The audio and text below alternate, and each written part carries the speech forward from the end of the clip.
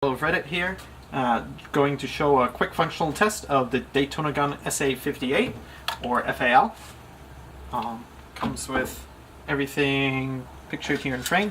So for mid caps they're 120 round I believe, high cap, spare O-rings and spare oversized O-rings, and some of the original screws that came with it. I'll go over some of the modifications after the shooting test, but to get on the shooting test I have a mag loaded up. It has had full mechanical break-in. It does have a new bucking, so that may need a bit more break-in yet, but it's operated pretty good. I'm running it off a compressor right now at just over 100 psi. So semi-auto, it's the second click right here. And, how do you get it to focus decent? You can have press the shutter. Okay. So it's the second click. Auto is going to be swinging all the way around to this other dimple. Right there. But we'll start on semi.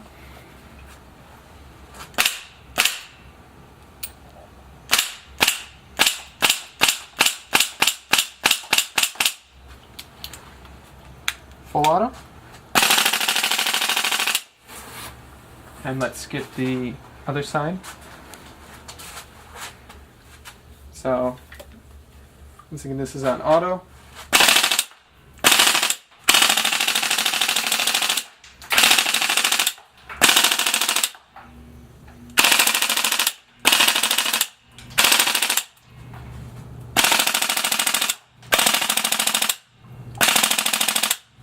We're out. The bolt catch, the bolt does pull back when you pull on the charging handle.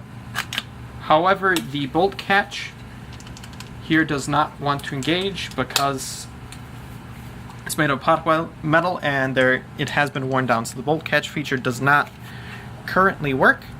I don't know if you can get it as a spare part or not, but then let's go back to the bench and I'll go over a couple other things about this real quick. So, a couple things to note. The top of the receiver has never had the hole drilled through it for the hop-up. You can put it in there if you want, but due to the nature of where the spring guide is in here, it'd be really hard to snake your Allen key through the spring when it's in there. The other key upgrades or changes of note is number one, I did tap through here because the original screw had pulled out of the threads. So I tapped further in with a longer M3 screw, as well as put a nut and Loctite in here. That's what actuates your bolt back, and you want to return it forward all the way till it clicks like that. The other thing I did is the threads on the receiver have all been replaced or upgraded with helicoils, which is a stainless steel threaded insert. I'll try and take these guys out to show you it here. There's a good few screws, and I have new M4 screws and lock washers on both sides of the gun. It's due to the fact that it has a lot of recoil that the original threads stripped, which were just pot metal, but they now have stainless steel threads in there, which should hold and last a good long time. Being that this is the Para model, your stock will also fold, and you can see that from the pictures.